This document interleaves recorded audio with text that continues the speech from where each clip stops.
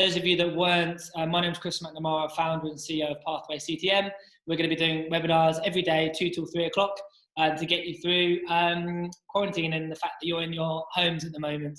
It's really important that we're doing this at Pathway. As you know, we work with lots of different companies, and it's our job and my job while I set up the company to make sure that we can give you good access to them. I don't really mind if you do a degree, work experience, internship, travel abroad, do an apprenticeship, but I really care that you know what's out there for your options. And hopefully during this difficult period where you're at home, we can get some good learning and good stuff under your belt so that when you are ready to join the labour market and get a good job, it's going to be a good job and you're going to nail it and you're going to really enjoy your career. That's our aims.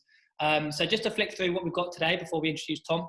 So first impressions and gaining work experience and insights. So I've got a bit of a take on work experience, and I know you guys will have lots of questions, and our panelist today has lots of experience in that, so I thought he'd be really good for us for today. We'll do an introduction to Tom in a second. We'll then go through, and by the way, I am sharing this presentation. If you are on your laptop, I do recommend trying to get on it. If you're on your phone, we're going to send around the recording in the next 24 hours. So then we'll look at the main content, Q&A. So you can ask questions whenever you want, either in the web chat or in the Q&A box. I think, Tom, can you see the chat and the Q&A? Yeah, I can see all of it. Yeah, brilliant. He sees all. And then you have a chance at the end to ask even more specific questions, okay? So that's how it's going to structure. And just to be really clear then how you can communicate, if you do put up your hand, you raise your hand, what I'll do, I'll look at that and I'll let you speak, so you can speak to Tom directly. If not, just type in either the Q&A, like Jess has just done there, thanks Jess, or the chat, like Joshua has sound. Joshua's just told me I sound quite quiet. Thanks, Josh. Tom, can you hear me okay? Tom, yeah, I can hear you fine. I have turned my volume up quite high, but I can still hear you fine. Thanks, Josh, but maybe turn your volume up a little bit more if you can. Okay, good. So you guys know who I am. I obviously started Pathway and I've blabbered on already. We've got Tom Cully here today, who's got a really good connection with us at Pathway. I met him, 2-3 years ago. And he's come through the Pathway program, doing really, really well and really successful in his job. I really rate him, and I think it's great that he's on the webinar with us today. Tom, could you just tell us a bit about yourself, what your company does, what opportunities for young people, and what your role is? A little bit over to you. Yeah, no worries. So my name's Tom Cully. I'm 20. It wasn't that long ago that I was in sixth form. Started getting involved with Pathway when I was in year 12, and through the help of what they were providing and everything else that I applied for, I ended up applying for 8 apprenticeships and mostly degree apprenticeships. And now I'm a degree level apprentice at BT. So opportunities that we have as a company are just massive. So not just, a lot of people might be thinking BT just technology, or just kind of telecommunications. You only have engineers. I don't want to go into people's houses and put in Wi-Fi and stuff like that. That's not what we do. We do a wide range of things. We recruit people into finance, business management, HR, such a wide range of apprenticeship schemes and graduate schemes as well. So many people involved in the company. And personally, my role, which is kind of quite important at the moment with coronavirus, is I work on the core network at BT. So this network is crucial for 999 services. It's crucial for every single internet service provider. And we do a lot of work with the government and kind of across the globe as well. So at the moment, I'm spending a lot of time on calls, trying to prioritize work and see what isn't so essential. So that we really get some critical work through, so we can deal with kind of the increased traffic across the UK with the coronavirus, and kind of putting the other kind of less important things to a side until afterwards. So yeah, that's kind of what my role involves, particularly at the moment.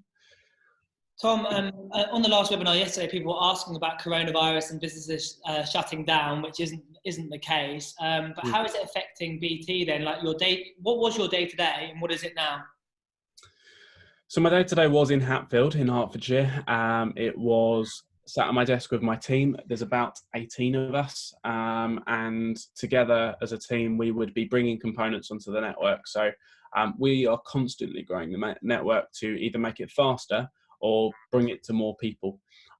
So that could be a new business that's been set up and we're providing a circuit to them, or it could be that actually we're providing a massive link from London all the way up to Glasgow, for example, between different network components without getting too technical. So we would be answering the phones with engineers on the phone. Now it's a bit more, we're doing the same. We're doing it from home. I'm literally in my bedroom. This is my office at the moment. We all can still work from home, but there's a lot more calls going on that I'm being involved with now about actually prioritizing things. And we've got to think a bit more crucially than before. That actually what can wait until after this has blown over and what really cannot wait, that we need to get the capacity, that we need to be able to get things faster for those who need to be working from home, or businesses that need it more than ever, people like the NHS and the emergency services. Okay, thanks, Tom. And so with respect to what we're looking at today, work experience, first impressions, could you just give us a bit of a snapshot about you from let's start from year 11 onwards, and a snapshot about the different things you did to try and get to where you are at the moment. Yeah, excuse me. I think there's, you start now, absolutely. So in year 11, I was always kind of doing a lot of extracurricular things, getting involved with school councils. I joined the youth council in my area. The local council ran a youth council, which was like your school council, but for your local area. Got involved with that. I got involved with the project and went to the Everest Base Camp. I just took every opportunity that came my way. So there's plenty of things that your school will offer. Obviously now you're doing such a great thing by joining this call. 99.5% of people won't be going this extra mile to do this, and I'm pretty sure about that. This is one example of where you've gone an extra mile to think about your career when the rest of the country's on lockdown. So have a think about that. But I did things like volunteering, just kind of trying to represent people my age and what they wanted. We campaigned for very simple things like the bus service was going to shut down and young people weren't going to be able to access the youth services. So we set up a campaign to try and change that. I think just going the extra mile, getting involved in things that build your teamwork, whether that be going to a sports club and after school or something like that, all the way through to any volunteering or charity work you can do. All of that builds really, really good skills, and you're going to build your network from day one. You're going to make first impressions through that process as well. So that's kind of what I did from year 11, which helped me definitely with my applications in year 13. And then we'll get on to that later on, actually, Tom, for that. So that's great. Thank you, Tom. I just got a couple of questions before we move on. Someone here was asking, how do you get work experience in a time like this? And look, this webinar isn't about the specific work experiences that are available at the moment, because you're right. And many of those, I was on the phone to a big finance firm this morning, and we normally have a work experience a few days in the summer with them just through pathway students, but we're going to change that into a virtual instead. So you can still get on that program. They're going to be doing a virtual sort of a few different streams of webinars to give you that insight. So that's what companies are doing in the short term, by the way. Tom, it's probably the same at BT, isn't it, with coronavirus? Exactly. A lot of our on the ground work, if you like, isn't going ahead anymore. But yeah, you're absolutely right, Chris. It's happening virtually. I'd say work experience is one term, but I think work experience is often too kind of specific. Let's think of work experience in a wider sense. There's lots of companies, including us. We're currently creating content to go out on social media pages about apprenticeships, about graduate schemes. That's a great place to go and learn about the companies at the moment, because that knowledge is going to be really, really helpful during an application process. Yeah. And I wouldn't think too much, work experience at this time on the ground is going to be difficult. But as Chris has mentioned, a lot of companies are doing it virtually. So I wouldn't let that stop you from possibly reaching out to somebody on LinkedIn. I know we'll probably touch LinkedIn a little bit later on, but don't be afraid of reaching out to someone saying, have you got work experience available? I'm really interested, because showing that interest at this time more than ever, I think does really show something. So yeah, I wouldn't let that stop you. Good stuff. And I've got Fizza and Sarah have put up their hands. I'm going to come back to you guys later just to crack on with the webinar, if that's okay. Ibad, I'll come to your question in a second as well. So look, first slide, hopefully you can see here.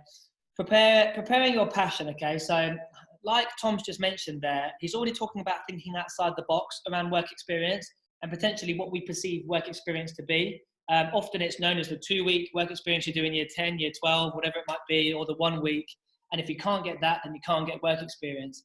But at Pathway CTM, there's always ways of finding your foot in the door and getting through that door. So, but firstly, thinking about why you're doing it. So your attitude's really important towards it. Your why. So I remember, like, I only really started working hard when I saw a rugby pitch up at Loughborough University, and then I realised I had to get 3 A's. So, like, my why for work experience is so important, because how I conduct myself and how I have these conversations, whether it be email, face-to-face, online applications, I'm not just doing it because my mum and dad have told me to, or my teachers have told me to. And look, there's over 50 people on this webinar. You know, you've obviously got a good why behind your stories and why you're on the webinar in your own time.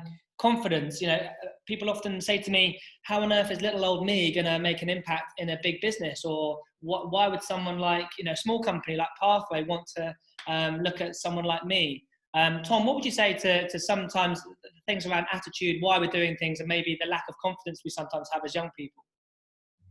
Yeah, absolutely. And you've really got to search for that why.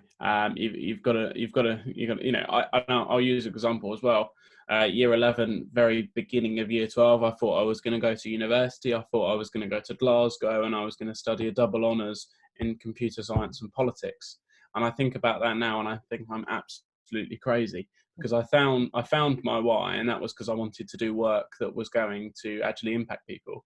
And more than ever right now in a telco, that's really, really, you know, significant. So I want you to think not just what job you want, but what impact you want to have on people, because that's really important. That will help you find your why. And actually, once you find your why, I actually think it's a lot easier to not just find your attitude, but your passion. And that's really, really important, because actually, you know, confidence going into an employer is really, really important. But if you've got that passion, I genuinely feel that you will 100% have that confidence. Once you find your why, you will have that passion. You know, passion and enthusiasm is so obvious to an employer. If a student comes and speaks to me, I can instantly tell whether they are actually passionate and interested in working for a company like BT or working in network engineering. It's just so clear. So I'd have a think about what kind of impact you want to have on the said customer, for example, or what kind of impact you want to be, whether that be helping people in the NHS, or helping people connect with their loved ones through technology, or helping people deal with their finances so that the people who are struggling to set up a business have as much financial support as possible. Thinking a little bit behind the scenes, because when you sell that to an employer, that is 10 times more worthwhile than saying, yes, I'm interested in finance because I like money. Yeah. Or I'm interested in technology because I was always interested by cool iPhones. It's less significant, but yeah. Brilliant. And Tom's already starting to make us think a little bit wider about work experience, rather than I would have been in year 12. I like sport. Where's work experience in sport?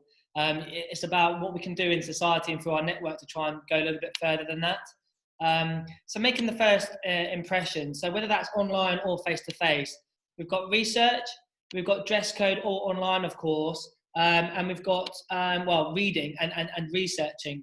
The majority of employers that I speak to, and we work with big ones that you recognise, such as BT, they're always saying research. And I think if I'm a smaller company, if someone was just to ask me for work experience out the blue, they'd have to do far more than that. They'd have to really, come up with a good argument in terms of why them, their research, their passion, like Tom's already talking about. Dress code. Now we've got to think about not only when we meet someone face to face, but for example, tomorrow we've got a LinkedIn workshop. What's your profile on LinkedIn? If you're looking for work experience or internships, or looking to build your network and maybe get mentors, like I've got 2 mentors that I have.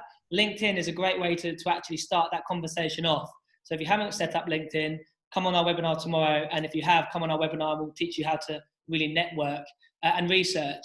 Tom, did you do any research to get your foot in the door? I mean, I know you came to events, etc., which we'll come on to, but did you actually get any official work experience, I wonder? No, I didn't. It was all through. I personally believe it was through the extracurricular things that I got involved with. I put myself forward as the member of Youth Parliament in Broxbourne in 2016, 17, which is where I live. So there was the opportunity to get involved. I was on the youth council in the area, which I mentioned earlier, and I wanted to kind of step it up. And there was this thing called the UK Youth Parliament, which still exists now across the UK. And they have like constituencies in each county. My one was for my district or borough, and I said I'd like to do it and put myself forward, and had to go and fight an election and those kind of things. And I have to say, winning it or losing it is almost completely irrelevant. And the reason I say that is because it's your story during that process. So, I know Chris will talk to you about the STAR method and stuff like that, the situation, task, action, and result. It's all about that process. Using that in interview, is that, Tom? Yeah, absolutely. Just generally, using the STAR method in interviews, but generally the things that you might talk about during that process. I was put in this situation. This was the task. This was the action. Almost, you've got to give them the result, but almost forget about it, because they don't. To be honest, as an employer, I wouldn't really care whether it was successful or not, as long as if it wasn't successful, you've recognised why it wasn't successful and what you can go and do next time. Because it's the experience, and it's actually putting yourself through possibly a difficult scenario and how you dealt with it. And what you do differently is what we as employers, I think, really, really want to hear. So it's those kind of things that you will experience by getting involved with extracurricular activities, where you might have done something which you haven't done before, where you can really develop some skills which are useful for either getting work experience or applying for a role like I did. Thanks, Tom. And Tom, BT Apprenticeships, Chartered Surveying, QS, are they still open? Particularly quantity surveying and chartered surveying, we don't offer particularly BT. I think we do have like a chartered management apprenticeship, which is all around our business management space. But generally our apprenticeship schemes are closing here and there, depending on how much interest we've had. So if you were to have a look on our website, it's bt.com/apprentices, and search for our programs on there. If you have a look through our programs, the ones that have filled, that we've had enough applicants for and we've filled the roles, are shown on there, and the ones that are still available for open for applications, if you just click apply now, you'll be sent through to our application portal. Yeah, and guys, we can get in touch with Pathway at the end of this webinar with anything that you're interested in as well, and we'll support you. That was a question from IBAD about the chartered surveying. Elena, I think it is, has said, what work experience should you get if you don't know what job you want or even what industry you'll go into? That's a brilliant question, which I want to tackle with the next slide, because that's exactly what hopefully this presentation can help. Because I think, firstly, it's saying, what do I enjoy? What do I enjoy doing at the moment? What kind of environment do I potentially like working in? For example, like going to where Tom is. Tom's very practical in his job, maybe not so at the moment. And that suited his learning style much more than going to university, for example. And that was a choice that you made, wasn't it, Tom? Yeah, absolutely. So that's really important. So what do you enjoy? What are you studying? So again, we've got to try and, school is so much about subjects, grades, and maybe your parents are as well. But honestly, it's actually so much more important that we have a balance and we get some work experience, we get some insights, and we understand a little bit more about where we want to go. Tom, were you always under a lot of pressure with your grades? And when did you start realizing that actually it's not just about your grades? Yeah, I think I was, I was always pushed by my school. I was always getting involved with loads of things outside of school, which in year 12, my head of sixth form did stop me and said, Tom, you need to cut down on a lot of things, and some things, and whether I should have listened to him at the time or not, I'm not sure. But he basically wrote down a list of everything I was doing outside of school, and he said, you need to cross off 5. I think there were about 8 on there. And I, to be honest, I didn't cross out 5. I probably knocked off about 2. And personally, I found that did take a toll on my grades. I didn't do nowhere near as well as I think I should have done at my A levels. I didn't get the grades that I wanted. I didn't actually meet BT's entry requirements in the end. But that, I think I was very lucky that I still got my apprenticeship because of all of the other things that I'd done. So I think it's about striking the right balance between extracurricular soft skills, is what we're talking about, and grades. So and Tom, so sorry to interrupt, but you like how did you go from year 12, 13 to actually doing something that you enjoy? Like, if I've got no idea, what's your recommendation? In what? Sorry, in what scenario? Well, so I just have no idea what I'm interested in yet. I'm just going to school like everybody else. I'm doing my grades. I don't do all the 8 things that you've done outside of school. Is that just a case of I need to change what I'm doing and actually start looking? The thing is, you can be at any age. You know, even now, a lot of people who are doing the apprenticeship that I'm on probably aren't entirely sure what they want to do. So I would genuinely say you've got to look at every option. And this is why I champion apprenticeships massively, because a lot of people were, when I was in school, I'm going to university and that's the only option. So I think do look at universities, do actually go and look at a university, maybe around the subjects that you're studying. Do go and look at a university, maybe about a subject that you enjoy, or that just look through a university prospectus or something like that. Go and have a look at the universities, because not only might that be somewhere where you're studying, but that place could be somewhere where you're living for the next 3 or 4 years. I'd do that.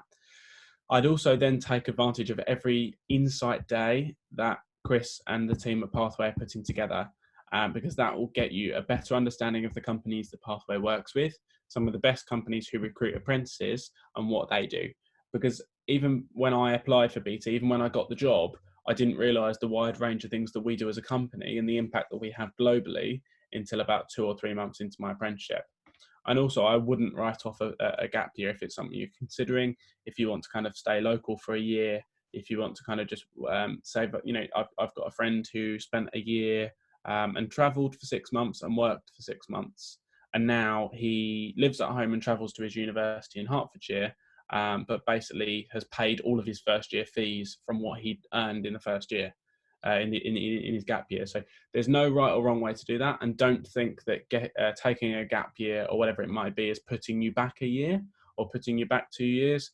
It's better, I think, that if you put yourself back a year and then make the right decision, as opposed to rush into a decision and then be locked into it for 3 or 4 years. Exactly what Tom said there. Like BT, he mentioned it at the beginning: marketing, sales, management, IT, finance. So don't just look at the surface of the company. First and foremost, it's about finding your passion. So mine was always sport, and then I went to uni to do sport. I kept doing like coaching. I always had part-time jobs, but none of that actually helped me realize where I wanted to go or what I wanted to do. But I think I found where I wanted to go by following my passion and following what excites me. And now companies really care. If you sit down in that interview for work experience, apprenticeship, graduate role, they really want to know about your passion about something. So if you can find your passion, that's the first place to start.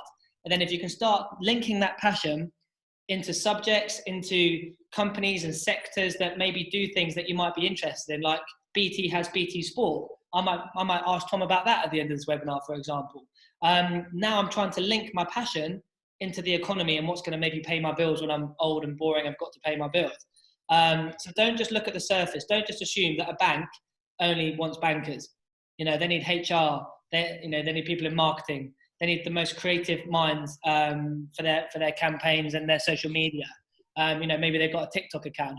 Who knows?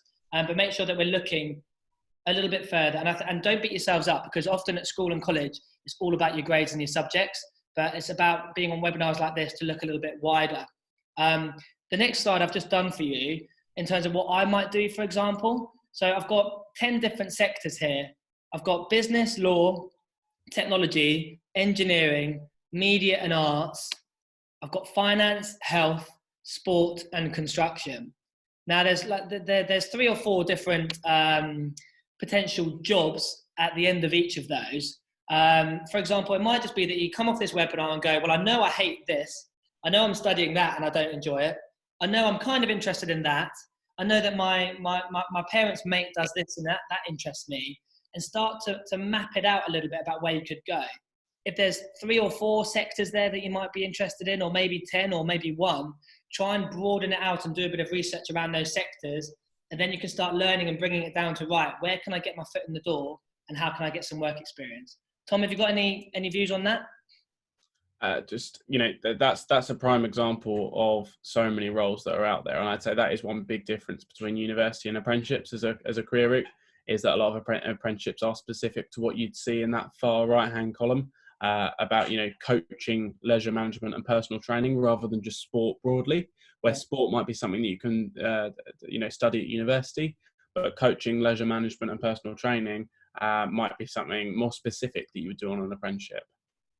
Okay, good stuff. And I'm just going to come to that question in a second. The EPQ question, I'll get back to you after this, after 2 o'clock, if that's okay, on EPQ into university applications. I just want to come on to this next slide here, right? So, Tom, work experience is a bit of my bugbear. Teacher tells you you've got to do work experience. Your mum and dad tell you you've got to do work experience. But often we're just thinking maybe not outside the box. There's actually quite a few different opportunities to potentially get involved in work. And I've just outlined here insight events, which you've mentioned, which is what we run at Pathway. Basically means you get to go to visit a company and see how they work. Tom, I want to speak to you about what you did. We're changing insight events now to webinars. So we're doing specific ones. We did one with the NHS yesterday. We've got different ones lined up this week and next week with different brands that you can get involved with. Does it have to be 1 week or 2 weeks? Not at all, in my opinion, because work experience is often just thought of as it has to be a week. But in this title, I've put it down as experience of work, and then that makes it sound a little bit more open-minded. Could it be phone calls and could it be webinars such as this? Tom, can you count this as work experience? You know, how did you go about counting and putting things down in your CV? Absolutely. And this is, again, I totally agree. This bugs me so much, is absolutely everything I think that is on this screen, I would consider as work experience. There's nothing on there that I would consider not to be work experience. Speaking to Pathway CTM, the wide range of events that you run, Googling insight events, even just researching a company, going along to those events, absolutely everything. Saying that you've picked up the call and you've shown out of your own time going the extra mile to put yourself out there as a possible future employee of that company is really, really, really powerful. Absolutely everything on there I would say counts as experience of work. Exactly right, and that's the thing. Experience of work versus work experience. Everybody's got a different opinion on it. The most important bit for you is find out your passions, try and link that into the labour market and find out, okay, maybe this company or this sector, and then trying to branch it out a little bit like a family tree. And then you can start Googling and start speaking to people like Pathway about certain ways of looking into more detail there. Navin's just raised his hand. I feel like it might be a good time to try and take a question here. Let me just try and get Navin. I'll put you on speaker, Navin. I'll allow you to talk, and let's just see if this works. Navin, can you hear us and can you talk? You might need to unmute your own microphone. Yeah, you will need to unmute it, Navin. Maybe the hand up was a mistake. No problem. No problem. There are quite a few Q&A questions we could go through if you like. Yeah, absolutely. Let's just try and catch up on the Q&A. Right then, do you want to have a go, Tom? So here we go. What is the process to get work experience at BT? Absolutely. So officially, we don't have a work experience scheme, which is probably not very helpful. But if anybody does at any time find themselves between the ages of 18 to 25 and they are not in education, employment or training, so it might be that you leave school and you haven't quite found the career route for you and you haven't gone to university, haven't gone to an apprenticeship or aren't at college or doing kind of any other extra course, what you can apply for is the BT Work Ready scheme. This is a careers development scheme, which does include a week of work experience at BT, where we try and get you ready for work as well. So that's another scheme that we run. But what I would say is that BT's work experience schemes are location based. So there isn't a work experience scheme, but for example, in a couple of weeks, well, I was meant to be taking on a guy for some work experience with me because he went the extra mile to get in contact with me after I'd spoken in his school and seemed really, really interested in network engineering. So I said, okay, that's fine. I can make an exception. You can come in and spend some time with me. So I think, this links in quite well, I think, with LinkedIn and kind of reaching out and connecting with people online. If you did kind of send me an email after today and said, I'm particularly interested in this subject, then I might be able to try and ask a query of a colleague and see if they're interested. But it all depends on how you come across. It all depends on how you sell yourself. If somebody sends me an email, hi Tom, I'm interested in network engineering, got any work experience? To be honest, I probably won't even reply to it.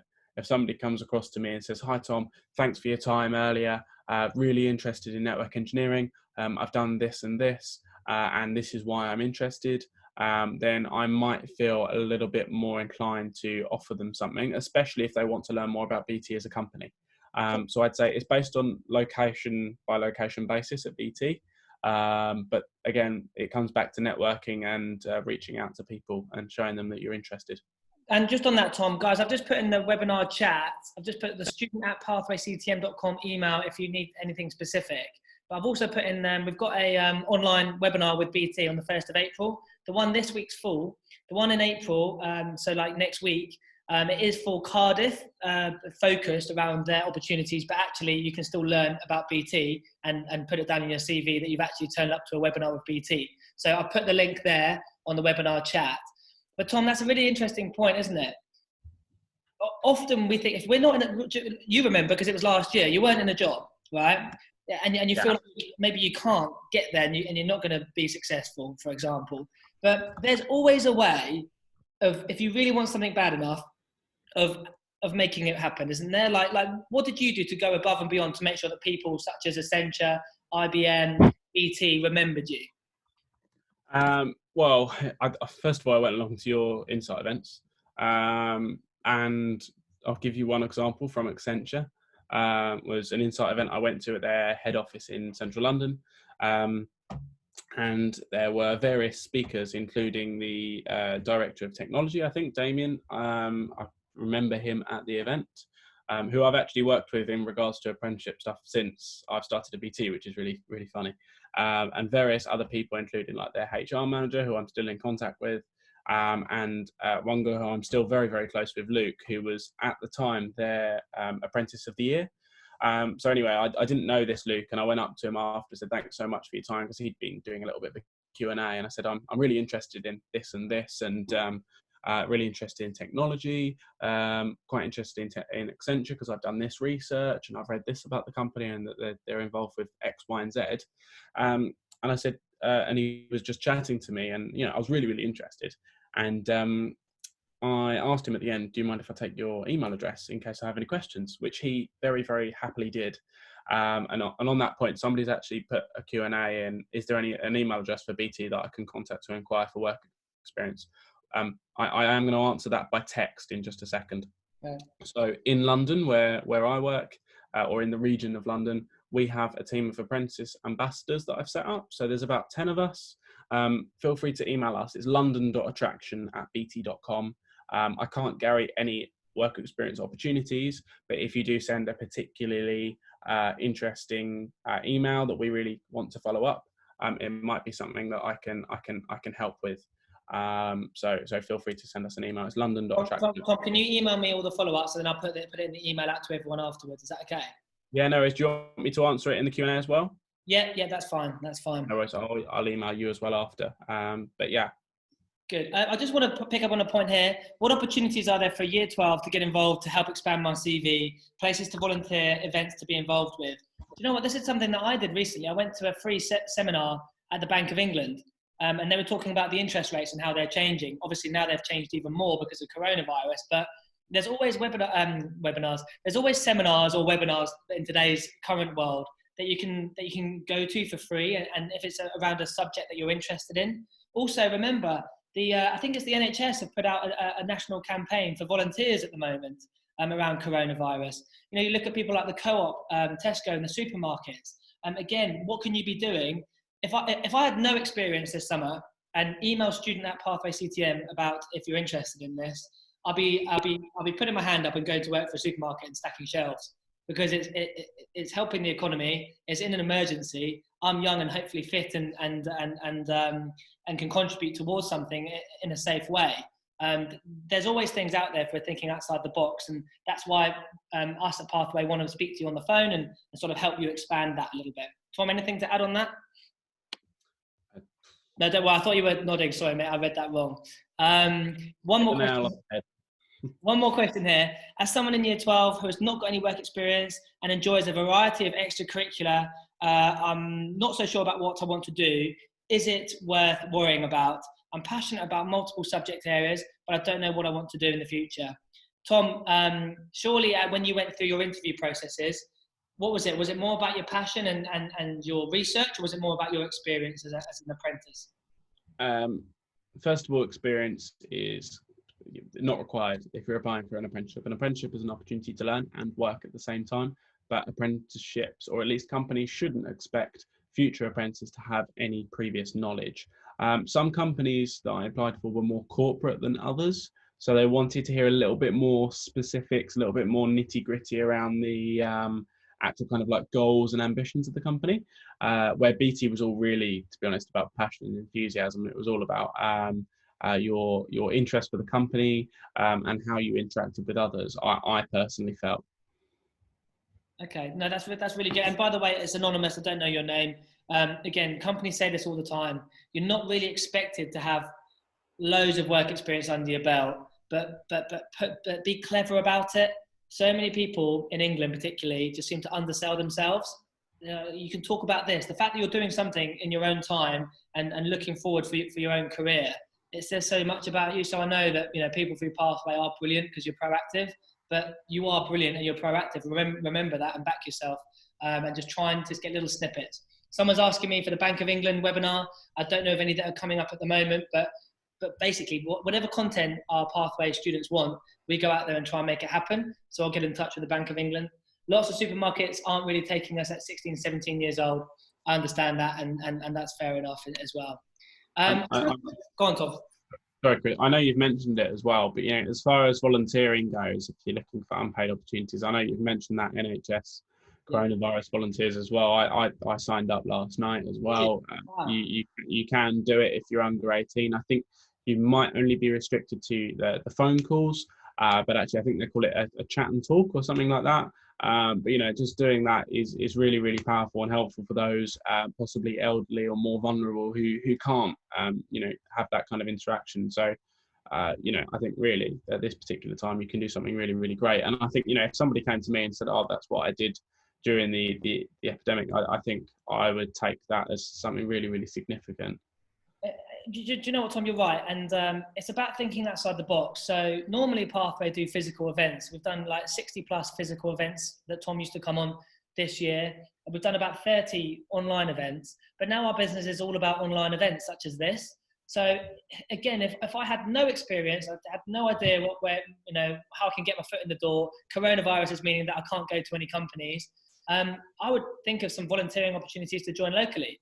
Like Tom says, join the NHS scheme. You can join a local a volunteering scheme in your local community. Just ask the council about it.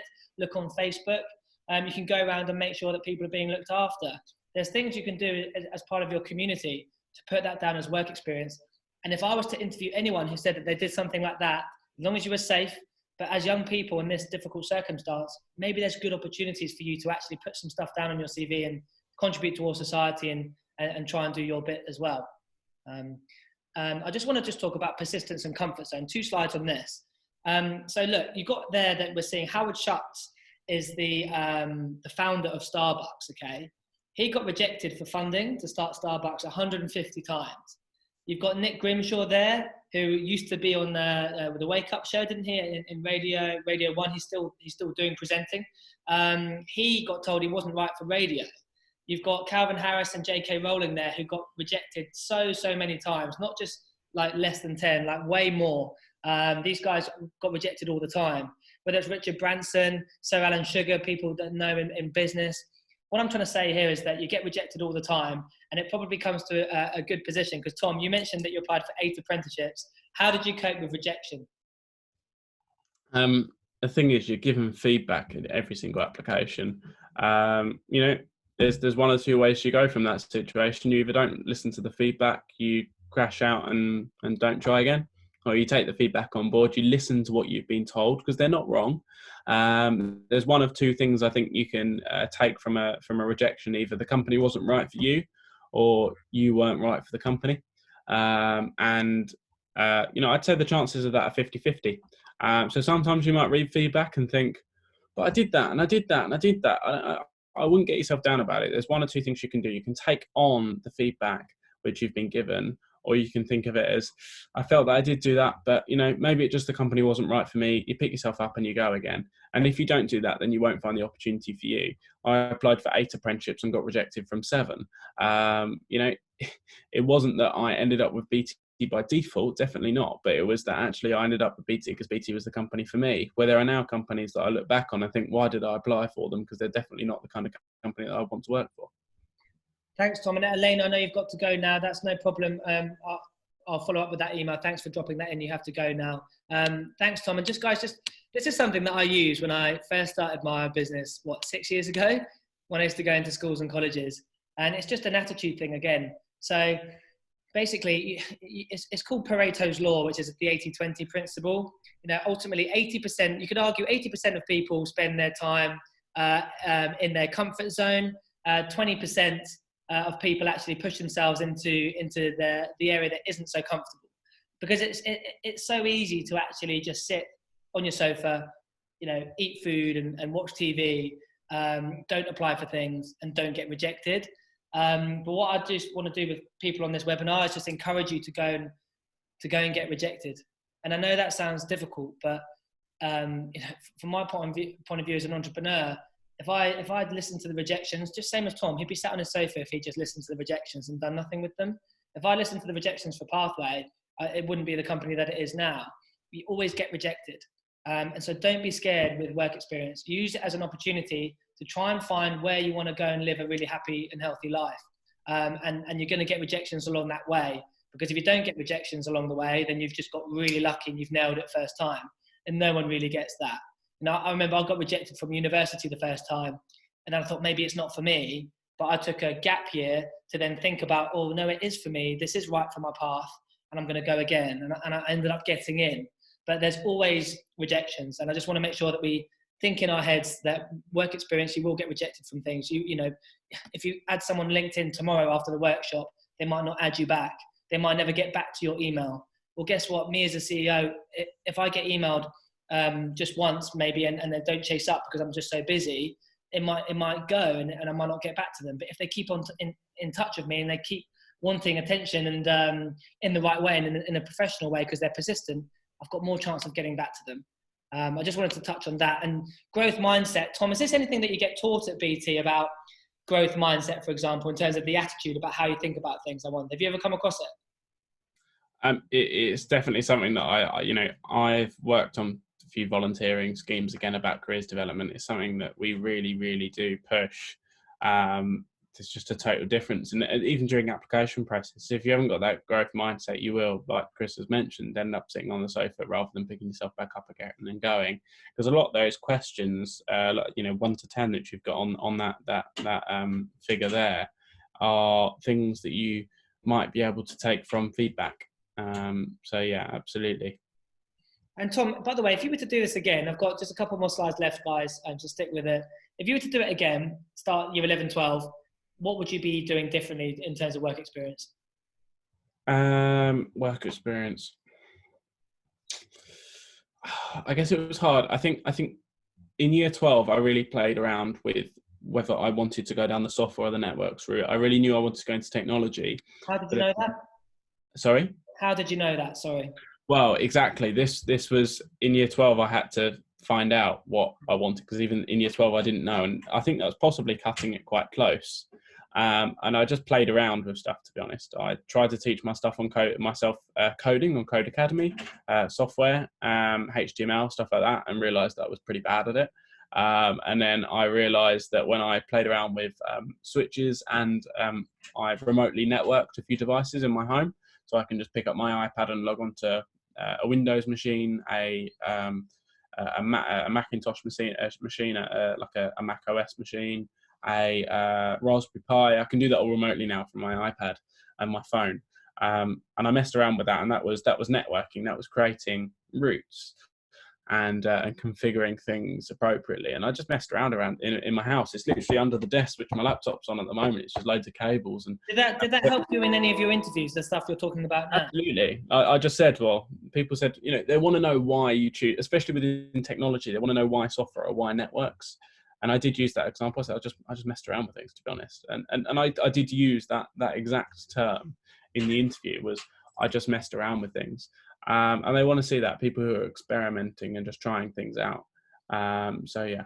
And Tom, so people aren't doing exams in year 13. People don't have curriculum sometimes and have got idle time. What would you be doing if you were them? Like, how would you now go from being used to doing grades and subjects the whole time to now going, right, what do I want out of my life and where do I want to go with it? What would you do? I try, if it's so hard because there's you either know what you want to do or you don't know what you want to do. Yeah. But if you do know what you want to do, you might not know exactly what you want to do. And I know it might sound ridiculous because a lot of people say to me, oh yeah, I want to go into engineering. And I look at them like, well, what does that mean? Because engineering is possibly the broadest industry that you could ever give me. I'm an engineer, but I sit at a desk. We've got engineers out in the field working in telecoms. We've got engineers who sit behind computers and code software. We've got engineers who go out and lay railway tracks. We've got quantity surveyors. They might be considered an engineer as well. There's such a wide range in the engineering industry that people need to know exactly what they want to do, definitely with an apprenticeship as well. So I would spend that time experimenting, learning things. If you want to go into software, why not start learning now? Why not try coding your own website? And do you enjoy it? And if you don't enjoy it, why? And then think about why and whether you can find something that fixes that why, if that makes sense. Yeah. So like I say, I just played around with networks and really, really enjoyed it. I really, really enjoy it now. I'm fascinated by the fact that we have fibers running all across the country, miles and miles and miles, over 100 of miles, and I can send a packet of information down it in 1.6 milliseconds. That fascinates me. But that's my personal passion. So I think it is really good what you're saying there, Tom, isn't it? Like, if I'm saying I want to be an engineer, or I want to get involved in technology, I'm pretty much saying I haven't done my research, right?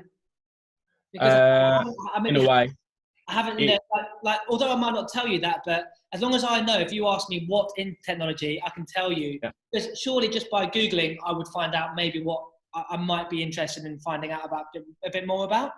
Yeah, and I think there are some exceptions. There are some particularly apprenticeship schemes that are kind of like rotational schemes. So my scheme is fixed. I spend 4 years working in the same team in networks, but some other people who are based in Ipswich for BT are on networks apprenticeships and they rotate between different networks teams. I know particularly, I think it's KPMG's 360, Digital 360 scheme. That's like a technology scheme, but it rotates between different spaces. So you get a bit of software, a bit of networks, I think they cover things like digital marketing and analytics and all of those kind of things as well. So I think it depends. Some companies have broader digital schemes where the more technology firms and telcos have more specific technology schemes, as they have so many people working in technology. Thank you, Tom. I mean, it's just a couple more slides, guys, because it's been 50 minutes. Tom, I just want to quickly touch on your networking and any do's or don'ts or anything that really went well for you. Yeah. But if I'm a young person, guys, if I'm you at the minute, I would use this time for, try and do as much as you can with school. I heard today, like I was saying, that some students aren't turning up for webinars with school teachers, etc. It must be so hard for you, but just try and just research, like that family tree that I did. Think about the sectors, think about what you're passionate about, and potentially next time you speak to someone at Pathway, it's not just I want a career in sport. It's I want a career in sport, which means X, Y, Z, and I'm thinking about this, but I have no idea if I would enjoy it or not, and I need some work experience in it. You see what I mean? Or I need to be connected to someone who has that job and ask them for 5 minutes of their time to explain what they do. Little things like that. And by doing the LinkedIn workshop tomorrow, we'll teach you maybe how you can start approaching people. Because, it'd be a pretty horrible person to turn down a young person who's engaged with you to try and learn off you. Tom, networking, how do you use LinkedIn? Just because we're doing that tomorrow, and any just real short top tips around networking that got you to where you are at the minute? Yeah. If you're doing something good, if you're volunteering, if you've gone to a Pathway event, just post it. You've got to post it. And my bugbear is, I always say to people, don't be afraid of connecting with people you don't know. But don't connect, if somebody came to me, somebody tried to connect with me who was in school and wanted to get onto an apprenticeship scheme or something at BT, and I went on their profile and there was just nothing there, I probably wouldn't respond to their message. I want to be able to look at your profile, look at your account, look at what you've done, and I want to see what you've been up to. I want to see you've been to Pathway's Insight event with KPMG. I want to see you've gone to a skills day with Pathway. I want to see you've been to a parents event. I want to see you've been to X, Y, or Z, or getting involved with this, or thinking about this, or you've actually posted to say, I'm looking for opportunities within this industry. Because if I go on and I find nothing, it's like, well, I don't know who this person is. I want to know more about them. And sometimes that one instant message isn't quite enough. And Tom, by coming to our events and meeting adults and meeting employers, is that how you started to really come to the idea of actually I want technology? Did it help you along with your research? Absolutely, especially when I got speaking with people in the industry and we were actually able to understand what each other were kind of going on about in regards to networks, at which point you realise you've done the research that you needed to, and you're passionate enough to want to go into that space. I think that's the thing, isn't it? The underlying message: do your research first, try and identify and shortlist, know what you hate, know what you might love, and then let's come up with a bit of an action plan about what's out there at the moment and how you can try and forge some sort of work experience, insight, some sort of conversation that's going to help you. At an interview, let's say you're a graduate or an apprentice, if you can say, well, I couldn't find any work experience in X, but I added someone on LinkedIn, or I asked my network through Pathway, they didn't need to know who it is, and I managed to coordinate and link up with someone called Lisa who had a job in X, and I asked her a little bit about what she did, and then I realised that I wanted to do that as well. Just 10 minutes conversation on the phone made me realise I really wanted to be a creative designer, and then suddenly you're like, okay, this person gets it. They're a hard worker. They're going to get over boundaries and obstacles, and they're going to do really well in their career. I want to give them the job, hopefully. Right, question time really, guys. So any questions for Tom, you can put your hand up and I can let you speak, or you can type them. For a student currently in year 13, is it too late to consider and apply for an apprenticeship? The answer is no, Jason. We work with lots of different companies. Off the top of my head, there's Co-op, KPMG, Accenture, BDO, who are all open at the moment. And there's many more as well. So get in touch with us, Jason, on this email address, which is here, student@pathwayctm.com, and we can try and link up with you. Has anyone got any other questions for Tom? There are a few in the Q&A I can see. I think, did I ask them though? Oh no, yeah, you're right. Goodness me. Thanks, Tom. Sorry, I've been dismissing the ones that we've answered, sorry. No, you're right. I didn't scroll down, actually. My mistake. I don't know if, Chris, this is one for you. What's the difference between a resume and a CV? There's nothing. A CV. There is. No. Resume, yeah. More of a American thing, isn't it? American version, yeah. We're going to do a session on covering cover letters as well, actually, coming up. Do you know of any opportunities to webinars within law? Yes, I think next Wednesday we've got someone who is she works across all the law firms. I think it's Wednesday. We'll let you know on Thursday via email. But next Wednesday we're going to have a law one. I don't have any work experience in any major companies, but how helpful is it that I do a lot of reading and watch a lot of shows and programs about the subject I enjoy, which is automated engineering? Tom, what would you say to that? Yeah, again, that's that wider awareness, that commercial awareness. Yeah, why not read, watch YouTube? I constantly was YouTubing about companies. Wow. One of my applications was with Google, and there's so many videos about life at Google and stuff like that. And I was Googling it and trying to learn a bit more of the ethos and what they stood for and those kind of things. So absolutely, the more exposure you can get without kind of, just having it go in one ear and out the other, is useful, because you don't know what you might be asked in an application process. Yeah, that's brilliant. That's really right, Chinmay. And actually, like Tom just said, by going on Google's website, he would have learned about their culture. Like we work with Pret a Manger, for example, who have like a family tree ethos and all about their culture. At PricewaterhouseCoopers, they have 5 key competencies that they look for in people, because you've got to be really sharp and on it in terms of their competencies.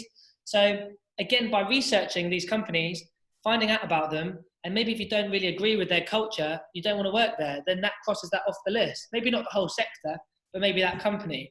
I was at Innocent Drinks a few weeks ago, and everything that they do around the culture, you can just feel it in the air. People are wearing their home clothes, there's sofas everywhere, there's free drinks. They really care about their team and looking after them. maybe that'd be an amazing place to work. Let's have a look here. Are there any websites specifically about aerospace engineering? Aerospace, Airbus, for example, is a company that we're connected with. So again, if you email into Student App, we can help you there.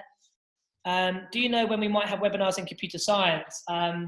Computer science, we've got IBM, I think, on next week. So again, our schedule will go out next week. Are there any webinars on neuroscience? Not yet, but basically, this is really good. I'll make a list of everything that you guys are looking for and see if we can make it happen. Any experience for science? We had our NHS one yesterday, but we've had so much physics and biology. Yeah, we've had so much demand for NHS. We're going to try and do another one. Online events for finance. So again, these are all quite specific, but basically, guys, we're going to listen to what you're looking to do. We work with lots of different companies, and we've got lots of different volunteers wanting to give back throughout this period. So we're going to make sure we give you some amazing content. Anything else for Tom while he's here? I think there's a hand up as well, Chris. There's a hand up. Should we go to the hand? Well, okay, we're going to try and allow you to talk if this works here. Then we'll wrap up in a few minutes. Does that work? You might need to unmute your mic as well. Let's try and unmute you. There we go. Hello. Hi. Hello. Oh, hi. Can you hear me? Yeah. You can. Oh, hi. Thank you so much for the webinar. I just wanted to ask about the interview stage of the apprenticeship program. Mm-hmm. So I'm really bad at interview generally. I had very bad experiences. But if I reach an interview stage, is there any way for me to show them how much I'm passionate about the program, rather than just being like, I love your company, it's so great, or something like that? I just want to show my passion through something else. Yeah. I know you talked about work experience and stuff, but I don't know if that would be my way of showing work passion, or I can do something else. Sorry if it does it make sense? Does make sense. Good. Yeah, absolutely. Yeah, I think it's about telling a story. I think if you're passionate, if you genuinely are passionate, if you genuinely are looking at opportunity, thinking I really, really want it, we will be able to tell. And the reason being is we can tell just by the way people speak. And if you're thinking, how do I speak? You might even just be thinking about it a little bit too much. Is that actually we just want people to come and genuinely say, why they're interested. If they've had any kind, like I said about my network engineering example, I just mucked around with things. I said, okay, how do I better understand this? How do you better understand the industry that you're interested in going into? And why particularly that company? What have you read in the news which you found interesting? What have you heard the company CEO say that you found interesting? Stuff like that. Does that make sense? Yes, it does. Thank you so much. And also, just to add to that, never talk down about yourself, because you've got to back yourself, and you've got to believe in what you say. If you have a bad day, just put it down to having a bad day, but just make sure that you don't never start again by saying, I'm not very good at this. Okay? Do you promise? Yeah. Yeah. Next time I'll promise. Yeah, it's really important. That's really important. Like, never use negative language around yourself, and always be positive, because you're obviously doing the right things, and you get into interview stages. Some people won't even get that far. You're really young, remember, so don't beat yourself up. Yeah. Thank you so much. Thank you. No worries. Thank you for that. Any more questions? And just to highlight, tomorrow is the LinkedIn webinar. So have a look on your emails and get on that. That would be a really good one to get on LinkedIn and start adding people like Tom, myself, etc. And then on Friday we've got that webinar with well, I'm not going to mention his name yet, but it's going to be confirmed very soon in terms of the timing on that. It's 4 o'clock. Yeah, there we go, 4 o'clock. Any other questions? Well done, whoever sent through the request already. What, for LinkedIn? I have. Good man. Okay, well, look, I think we'll wrap it up there. It's 3 o'clock. I think an hour's long enough. Tom, you've got to get back to work now. What's your day looking like for the rest of the day? Couple of calls, a little bit of work on the National Apprenticeship Service's a Young Apprentice Ambassador Network. So working with another colleague to work on that. So again, plenty of opportunities to volunteer once you're in an apprenticeship or into university. And other than that, what's in my diary?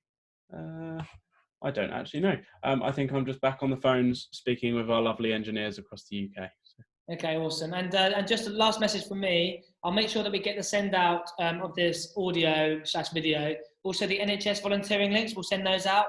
And also, if anyone is interested in any sort of marketing opportunities as well, I might put something out regarding that. And if you're good at creating sort of maybe looking around content and clipping bits of content such as this video, we might actually be looking for some support in that area.